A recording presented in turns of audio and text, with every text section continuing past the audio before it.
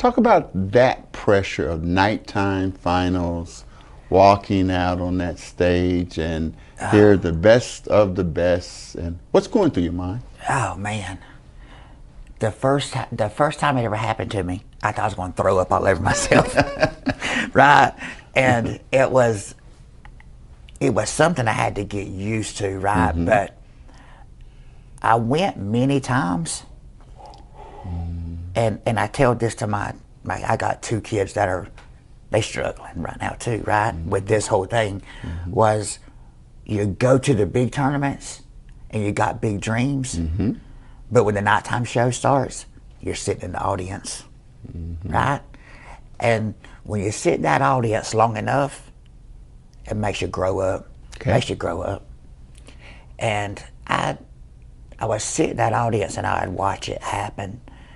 And I knew that the one thing that was going to separate me from the little engine that never could but thought he could, he would just chug, chug, chug, but couldn't never make it. There you go. Was a little bit more discipline and a little bit more drive. Okay. Because I could win the tournament, Okay. but I couldn't get to the big show, Okay. right? And when I finally broke through, it happened pretty quick. When I broke through, it happened pretty quick. It was one show after the next and one show after the next, right? But when I finally started winning, I couldn't wait to get there, right? It was a feeling of it's probably the best feeling. It went from the most nervous, scariest thing that I ever done in my life till I couldn't wait to get there. And then I couldn't wait to feel like it. Knowing that I was going there, right? I was going to the big time so I could get that feeling of being on deck and them calling my name, right? And it would give me this rush that went all over me that not many times do I ever even remember performing on stage that much, because of the feeling that I had to be on deck and calling my name, and these 1,000 people in the audience watching, right? It was the craziest thing ever. You know, I owe a whole lot. Edgar Cordova, you know, those guys, they pushed me. Jeff Dawson, they all pushed me. But the first time I went to Guatemala and competed there, these people, sport karate is like American baseball over there, right? Man, they have thousands of people everywhere, and just you're performing. It's the middle of the day, and these people, you know, and they were good. They were very good to me. They would pay me just to come and perform, right? Wow. It was just one of those things, you know. It was, you know, even Mexico, I would go at, you know, I'd be on the Acapulco stages, and you know, the stage is on the very tip top of the hotel, and the whole ballroom is glass, and it's looking over the whole bay of Acapulco. And you're on a stage and you're looking out, there's nothing but ocean, right? It's like you just living this dream of, what? How did I get here? I live in Jessup. How did I get on this stage, right? But there was nothing that I wouldn't do to chase that, right? But it started out as this, I want to teach karate, you know. And my parents now, they'll be the first one to tell you, boy, karate's a hobby. Karate is a hobby.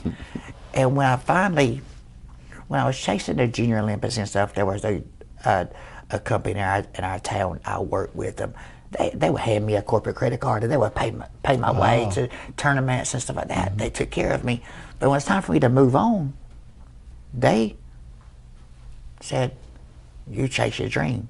But my parents said, you go beg for your job back, because karate is a hobby and you are ruining yourself, right? And I was like, nah, I can't do that, right? I can't do that.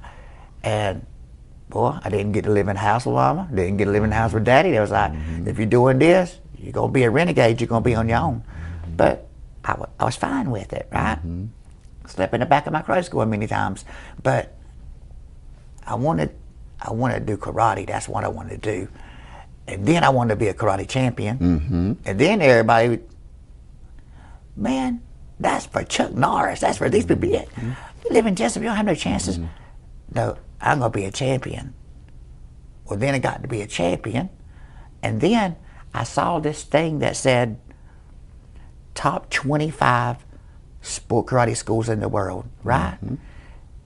And I saw it for the first time. And I was like, oh no, man, that's me, right? And so I started. I was like, nope. I figured out how they rate your school, how you get it, what you do. I'm on this bandwagon. And that's when I became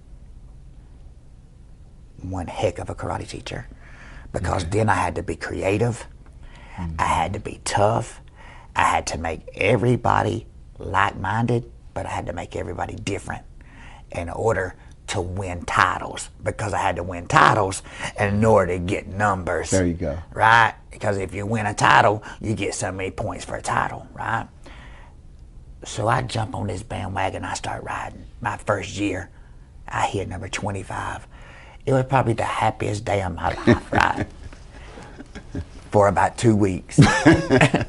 And then I went from 25, then I went to 20. Then I went to 14. Then I went to 10. Then I went to 4. So all these years, I'm watching my number rising, and I'm killing myself constantly all the time inside my grade school, working, training, because I know I got to have champions. Then I hit number 1 for the first time. I'll never forget getting the phone call. And man, I don't know if I cried more than I cheered. I don't know what it was, but then it was the craziest feeling went all over me. Because then I realized, okay, you got a number 1 sport karate school in the world. It's over now. You're not hunting no more. Now you the hunted. Exactly. Right?